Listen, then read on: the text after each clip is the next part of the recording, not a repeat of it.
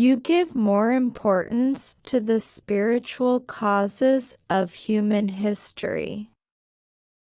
But what does this have to do with my personal life, and how am I afflicted by it in a negative way?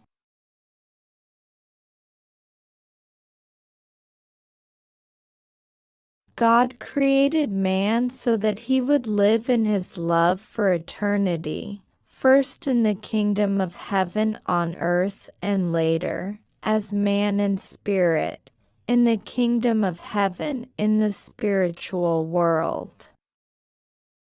Instead, because of the fall, the first man and woman acquired original sin and were dominated by Satan. But God could not leave his original ideal of creation unfinished. In Isaiah 46:11 God said, "So much have I said, and so much will I perform, so much have I decided, so much will I do."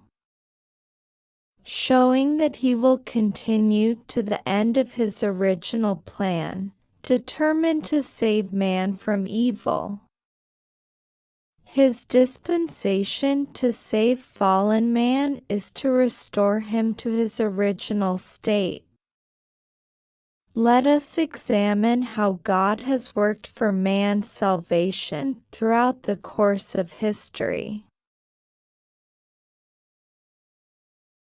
History consists not only of facts, knowing who did them, when they happened and where they happened, moreover man is aware of how difficult it is to shape even the course of his personal history alone.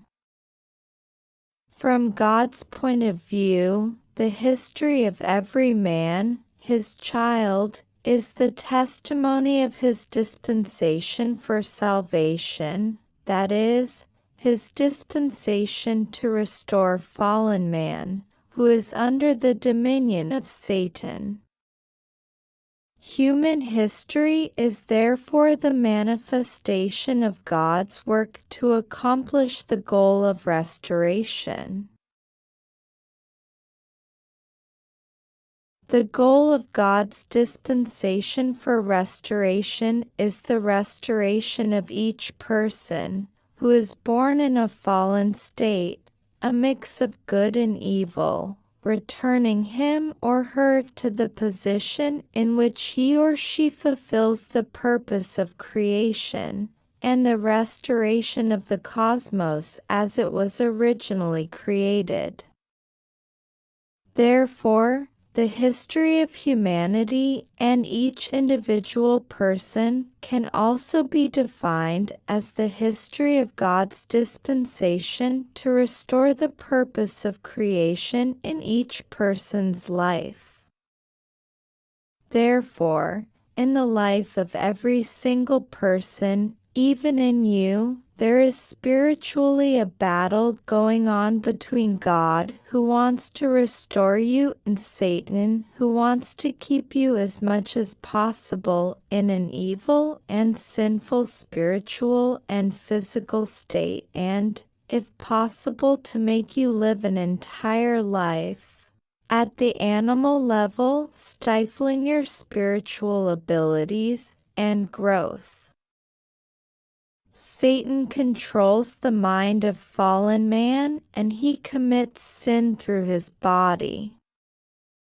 But man still has in himself the original mind created by God, and it always remains directed toward him. In the dispensation for restoration, even in the present world, there is an invisible struggle between God and Satan.